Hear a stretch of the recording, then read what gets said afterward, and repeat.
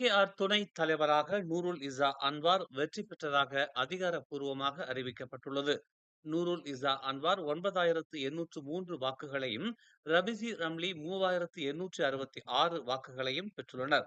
மத்திய தேர்தல் குழு தலைவர் டாக்டர் ஜலிகா முஸ்தபா நேற்று இரவு பசாடா சர்வதேச மாநாட்டு மையத்தில் நடைபெற்ற PKR 2024-2025 தேசிய மாநாட்டில் அதிகாரப்பூர்வ முடிவை அறிவித்தார்.